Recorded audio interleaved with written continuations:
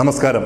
Channel 91 ന്യൂസിലേക്ക് സ്വാഗതം. 100% സാക്ഷരത, പ്രബുദ്ധത, ഉയർന്ന ജനാധിപത്യ ബോധം മലയാളിക്ക് ചാർത്തുവാൻ ഇനി വിശേഷണങ്ങൾ കുറവ് തന്നെ. പക്ഷെ നിർഭാഗ്യവശാൽ അന്ധവിശ്വാസങ്ങളാലും അനാചാരങ്ങളാലും നമ്മുടെ തല വല്ലാതെ താഴ്ന്നു പോവുകയാണ്. അടുത്തിടെ നടന്ന ഇലന്തൂരിലെ നരബലിയും വാളാഞ്ചേരിയിൽ മരണപ്പെട്ടയാൾക്ക് കുടുംബാംഗങ്ങൾ ആഴ്ചകൾ കാവലിരുന്നതും പാലക്കാട് സ്വന്തം മകനെ ദൈവത്തിന് ബലി നൽകിയ മാതാവും 2 ദിവസത്തെ മാധ്യമ കോലാഹലങ്ങൾക്കും അപ്പുറം ഇത്തരം അധമ പ്രവർത്തികളെ ചെറുക്കുവാൻ യാതൊരുവിധ നിയമ നടപടികളും ഭരണകൂടം കൈക്കൊള്ളുന്നില്ല എന്നത് പരമാർത്ഥം.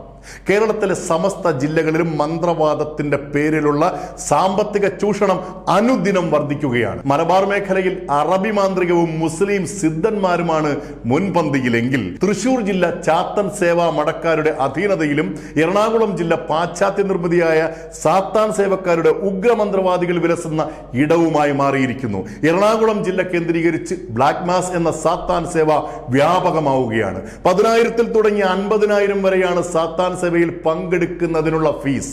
ടൂറിസത്തിന്റെ മറവിൽ കൊച്ചിയിലെത്തുന്ന വിദേശികളാണ് സാത്താൻ സേവയുടെ പ്രചാരകർ.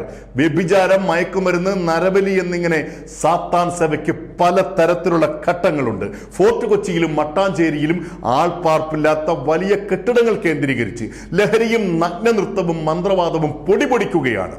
സാത്താനീയ സംഖ്യയായ 13-ാം തീയതി രാത്രികളിൽ സംഗീത ഉപകരണങ്ങളിൽ നിന്നുള്ള പ്രത്യേക അകമ്പടി സംഗീതത്തോടെ നഗ്നനൃത്തവും കറുത്ത പാത്രങ്ങളിൽ ശേഖരിക്കുന്ന അശുദ്ധ രക്തവും ത്രികോണാകൃതിയിൽ മുറിച്ച തിരുവോസ്തിയും മനുഷ്യ തലയോട്ടികളിൽ ശേഖരിച്ച മൂത്രവുമൊക്കെയായി എറണാകുളത്തിന്റെ പലയിടങ്ങളിലും സാത്താൻ സേവ എന്ന ദുർമന്ത്രവാദത്തിന്റെ നിഗൂഢ കേന്ദ്രങ്ങൾ വ്യാപകമാവുകയാണ്.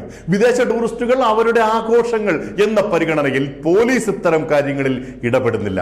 വിദ്യാർത്ഥിനികൾ ഉൾപ്പെടെയുള്ള യുവജനങ്ങളാണ് ഈ അപകട ലോകത്തേക്ക് ഏറെയും ആകർഷിക്കപ്പെടുന്നത്. ഒരിക്കൽ പെട്ടുപോയാൽ പിന്നെ രക്ഷപ്പെടുവാൻ സാധിക്കാത്ത വിധത്തിലുള്ള ഊരാക്കുടുക്കുകളുടെ വിഷവലകളാണ് ഈ കറുത്ത ലോകം.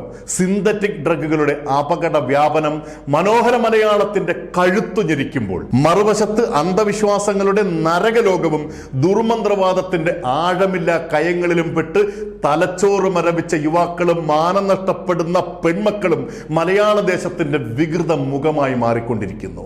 ഇച്ഛാശക്തിയുള്ള അധികാരികളുടെ ഇടപെടലുകളും സർവ്വവ്യാപകമായ പരിശോധനകളും ഇത്തരം കുറ്റകൃത്യങ്ങൾക്ക് മേൽ പോക്സോ പോലുള്ള അതിശക്തമായ നിയമ നടപടികളും ഉടൻ നിലവിൽ വരുത്തിയില്ലെങ്കിൽ ആത്മീയ വ്യവസായികളായ ചില തങ്ങൾമാരുടെയും മുസലിയാക്കന്മാരുടെയും വചനപ്രഭാഷണ വ്യവസായികളായ ചില പുരോഹിതന്മാരുടെയും സർവൈശ്വര്യത്തിന് പൂജിച്ച പ്രത്യേക ഏലസുകൾ യൂട്യൂബിലൂടെ കച്ചവടം ചെയ്യുന്ന കള്ളപ്പൂജാരികളുടെയും അരങ്ങുവാഴ്ചകളാൽ നമ്മുടെ ദേശം അന്ധവിശ്വാസ കൂടോത്രങ്ങളുടെ കറുത്ത പുകച്ചുരുളുകളാൽ മൂടപ്പെട്ടു പോകുമെന്നത് ഒരു സത്യം മാത്രം. News desk, channel 91.